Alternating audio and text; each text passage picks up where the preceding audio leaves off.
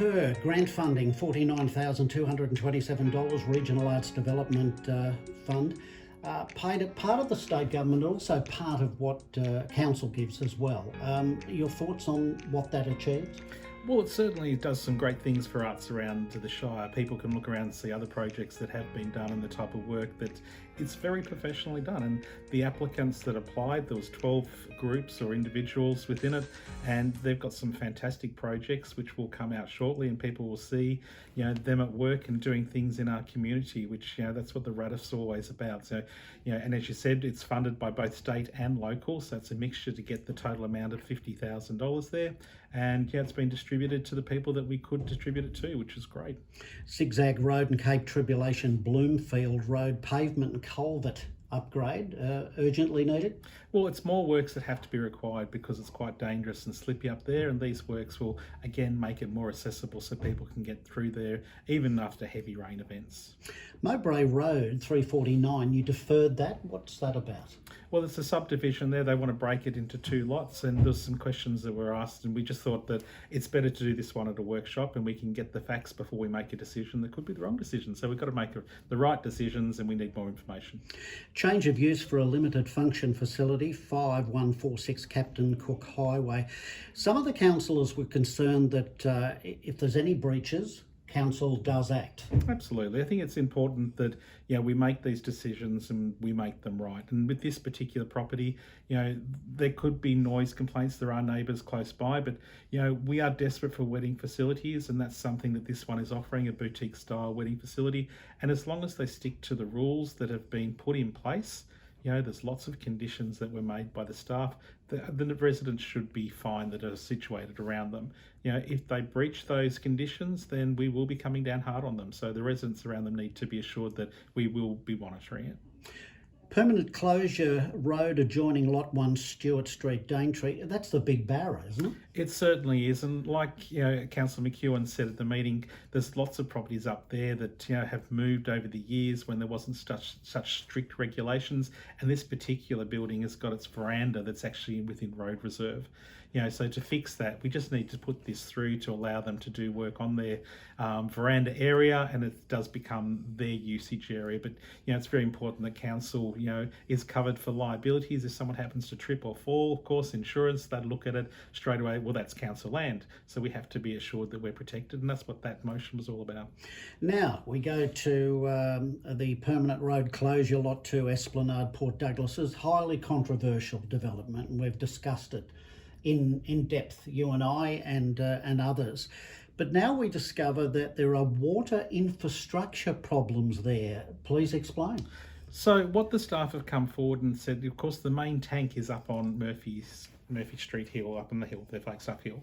And to get water down to that area, because it's becoming busier with all those hotels that are there, infrastructure is going to have piping is going to have to be put through, and of course that goes through road reserves. So staff are concerned if we lose that road reserve, we're going to lose the possibility of being able to put that future infrastructure in down that road area. So they've put through that they don't wish for the sale of the land from the state government to this private developer. They prefer that it stays with the state government so they can use it for infrastructure.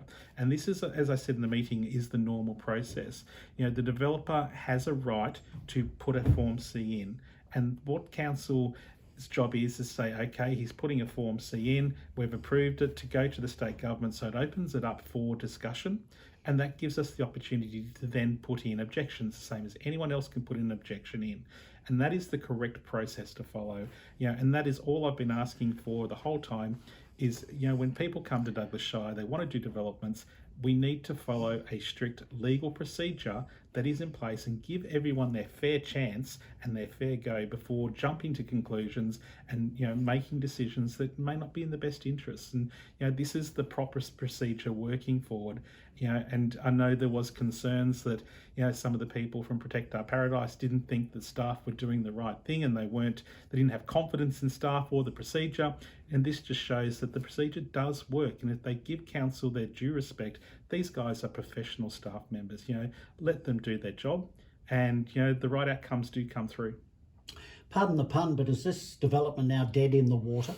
Well, as far as I know, I did read something on Newsport that he was looking at changing the development. I haven't heard anything yet. I said we don't get involved with planning, until the planners bring it to us. So what his planners and our planners have done, I'm not quite sure at this point. But I did read on Newsport, of course, that was in discussions and he was looking at changing his building. So I'm hoping he does. He's a great developer. He comes up with some great ideas, and let's find something that's suitable for this region and let him get some development happening in this shire.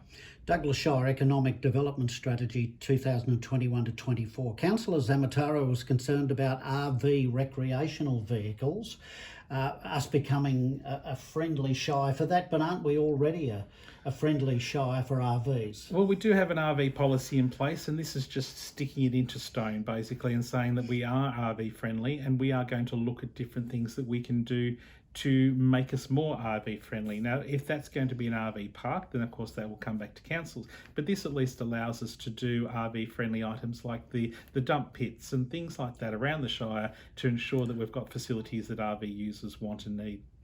We don't have the jobs, and we don't have the jobs that pay money for them, and that's the big issue. Hospitality is usually part-time or casual. That's not paying a wage to send 2 kids to school and feed them, roof them, all the rest of it. And we are quite expensive place to live. Douglas is an expensive place to be.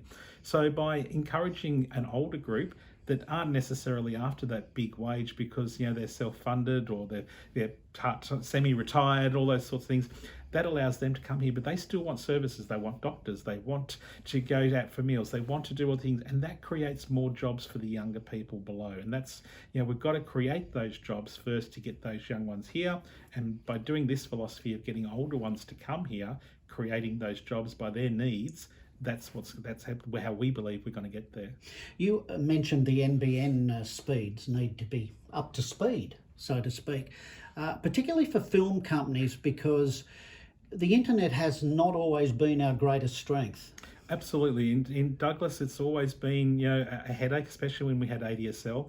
But one great thing is the NBN has released in Port Douglas their business packages at city prices. So if you have got one of the big hotels, you can get NBN cable direct to your property, and you can get it for the same price as people in the cities get. And that's really important. That's something that's come through all these types of works, that we need to have good internet connectivity in this region for these businesses.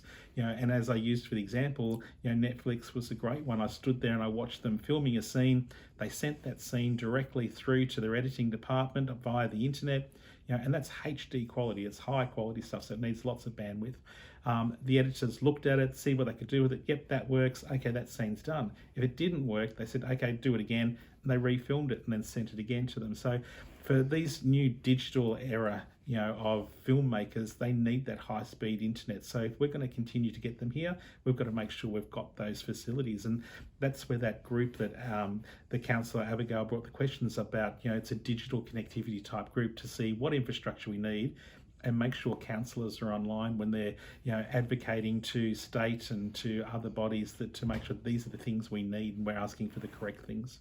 Gran Fondo Festival, before we get talking about how much you're giving to them, just give us an outline of what the Gran Fondo is about. Well, the Gran Fondo is going to be a bike race, or it's a fun day as well. So, whilst it's a race, it's also open to non-competitors. So if you're good riders, you'll have the opportunity to ride Captain Cook Highway, which, a lot of people would like to do safely. It is only a half-day closure. It's not a full-day closure like the Ironman is. And, it's going to be based here in Port Douglas. So the start and the finish line will be here in Port Douglas. And therefore, we're going to get the revenues from this one. It's going to be a fun day. They've got lots of different activities as well. There's going to be races up and down Wharf Street, sprints and those sorts of things. And it's going to be a really good revenue maker for Port Douglas. And I think that's really important, that we absolutely want them here in Port Douglas to spend their money in Port Douglas, stay in Port Douglas, do it in Douglas. So 50,000 first year, second year, third year, 50,000 each year. Absolutely, that's a commitment the council has made. Of course, they're getting funding from other bodies as well, but to absolutely ensure that they have a good chance of getting these other fundings from the different bodies, we're showing we're committed to it, and we really want this event to succeed. The CEO's report, interesting that something came out of that you guys are just like us, hard to find tradies. Absolutely. You know, it is getting harder and harder. People are busy. You know, there's lots of work going on, and, you know, council, like everyone else, has to go out and look for people to do these jobs. And if they're not available or they're too busy, we have to wait the same as everyone else does. And so that's something that has come through. And, you know, we're hoping that as we go through, these things will get done. But, you know, as I said, we have to wait like everyone else does. And finally, Lisa Scommazon, the Deputy Mayor, put forward a motion to investigate the handling of the Daintree Ferry contract. As we know, council were over a barrel. You paid $4.5 million of ratepayer money, basically, and the Deputy Mayor wants an investigation. You seconded that? Absolutely. I think this is really important. There's been lots of slanderous, incorrect, and wrong innuendos out there about everything that's gone on.